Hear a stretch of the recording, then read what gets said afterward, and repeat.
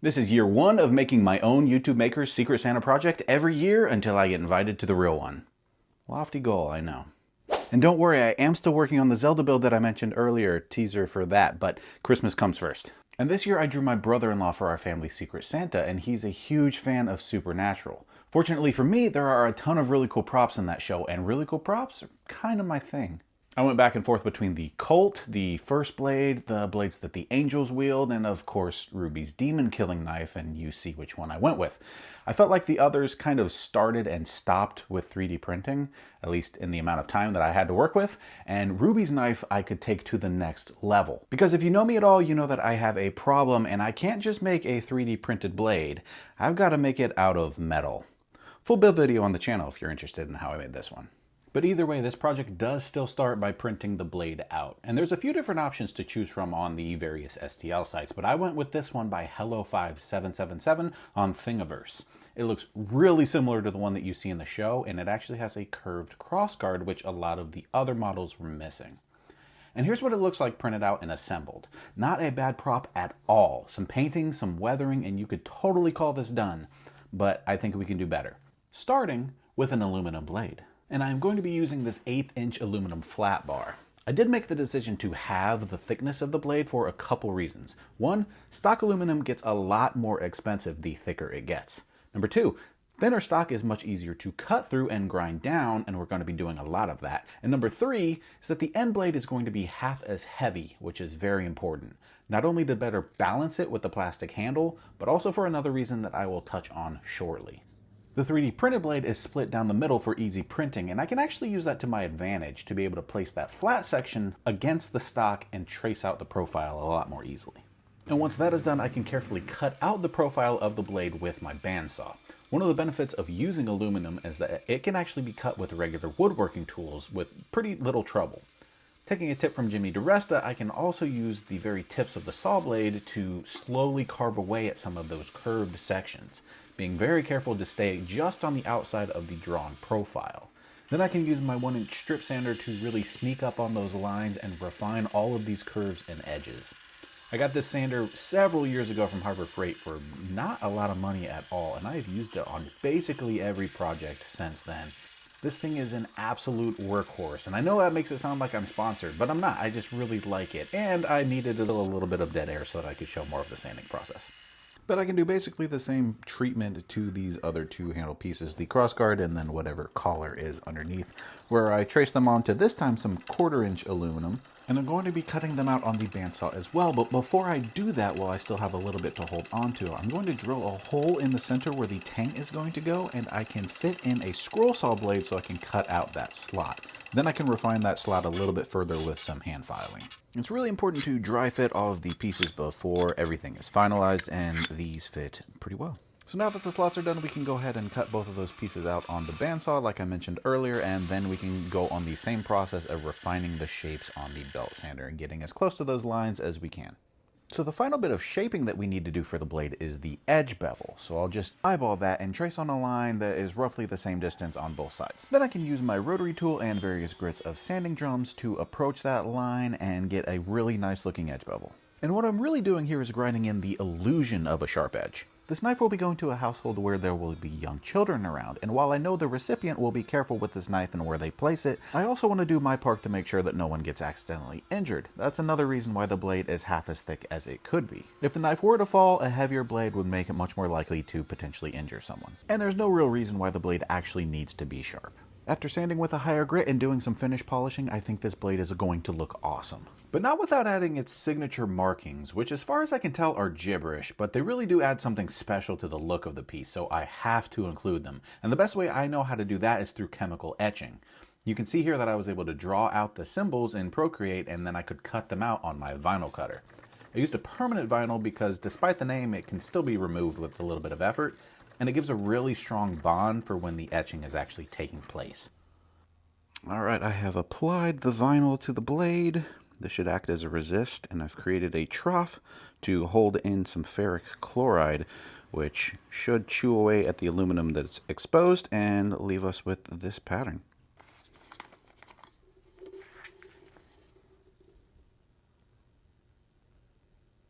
I want just enough to cover the full pattern. And I will periodically brush away the bubbles with this chip brush, but this should take about 15 minutes. All right, we have full coverage there. So I am going to let that do its thing, and in the meantime, I can do some work shaping up the crossguard. Really quick though, before we do, here's a time lapse of the ferric chloride working, and I think it actually is really mesmerizing to see it take place right in front of your eyes. So back to the crossguard, here is what we are starting with. Here's our blank stock. It has been shaped and the slot has been cut, and now we're just going to sand it away and shape it little by little.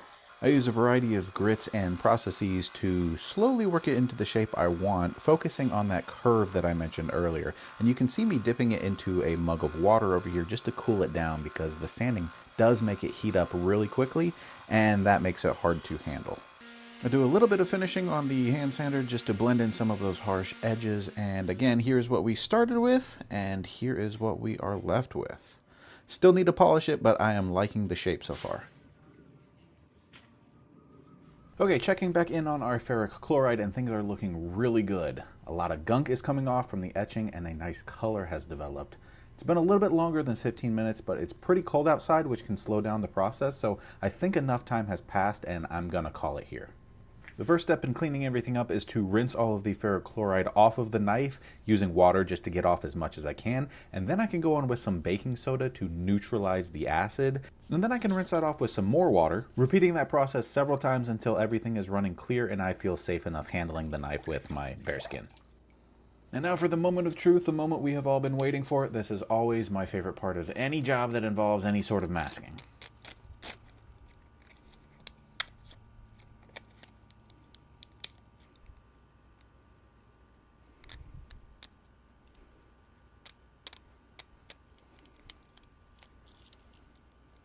And there we have it. I think it looks really good. The etch is not super deep, but I think it's nice and clear and sharp.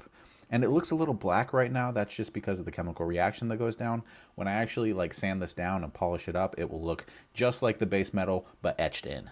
And we can do that polishing with the help of this Mother's aluminum polish. It's what I always use for my aluminum blades and even for silver rings. It works really well.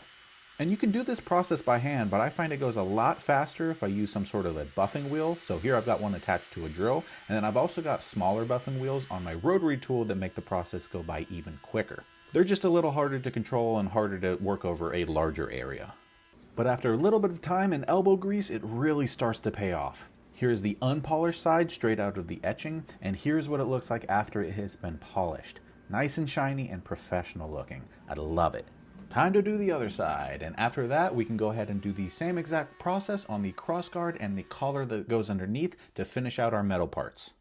Which means all that's left is the handle, and I'm going to be using a 3D printed handle because I'm super impressed with the model that I found, but I'm not quite sure of the color. You see, the knife handle is actually supposed to be made of some sort of antler, likely a deer antler. So I'm trying to replicate that kind of dual-toned, natural antler look. And I already have the sandy colored one that you saw earlier, but I also printed out a darker brown one. And I'm thinking that I can add the lighter tan tones to the dark brown one, and add in the dark brown tones to the sandy one, and then see which one ends up looking better. So for the tan one first, I want to keep a lot of that tan color and then add in the brown sporadically. And I figure the best way of doing that is probably going to be the toothpaste method. You can see me try out that method for the first time in the Zora crab base build linked in the card. And it worked pretty well there, so I figured, why not try it here? And it's a little harder here, I'm not going to lie, because I'm painting on the toothpaste instead of just blotting it on, and it is coming out clear, so I can't exactly see where I have put toothpaste, but I'm using the light and reflecting it so I can kind of see where I have the toothpaste, and I'm just going all the way around the antler, trying to do my best impression of a randomized pattern of nature. Then I can airbrush a darker brown over the toothpaste and then give that some time to dry before we get to the final reveal. Moving on to the darker brown one, I need to do the opposite for this one and add the lighter tones on top. And I'm thinking that dry brushing makes the most sense for that. That way I can just hit the higher areas and the dark brown will stay in the recesses. So just with some paper towel and some acrylics that I had laying around, I did my best to spread an even layer all the way around, and then also on the very end where it would be mostly this lighter color. And now with both of those done, I can go ahead and wipe off the toothpaste from the first antler. And really there's no specific method for how I do this. It's just wiping off every bit of toothpaste that I can. And I gotta say, I'm pretty impressed with how this is looking. Somehow I was able to come up with what seems to be a pretty natural pattern, something you might actually see on an antler. And I'm really liking how both of them turned out. They both kind of look like different antlers that I've seen on different animals. It just comes down to which one matches the vibe better and more closely resembles the original prop. And I just so happen to have some knives that I have made with real antlers, and I am shocked with how similar the tan print with the toothpaste method looks compared to the real ones.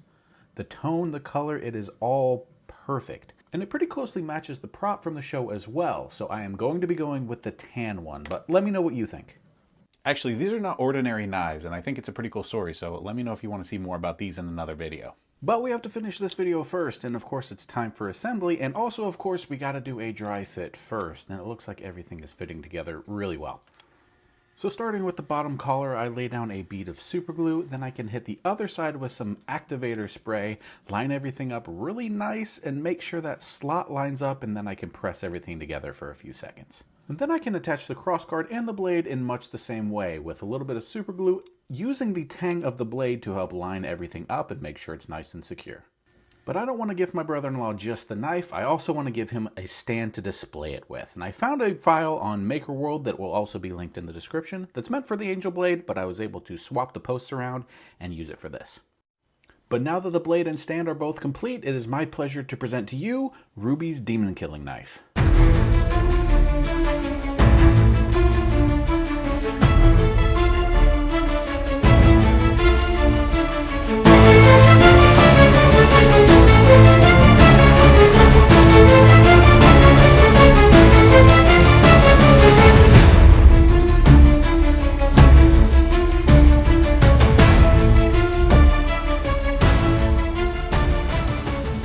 Not too bad if I do say so myself. And I know that this video is a week into the new year, but I did get it done in time for Christmas and I've already given it away. And I think it was well received. So overall successful project, had a lot of fun with that one. And thank you so much for joining me on it.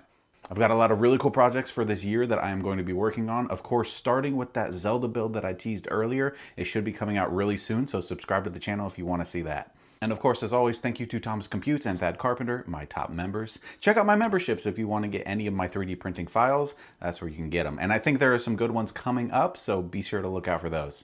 I'll see you next time. Oh snap, you made it to the end.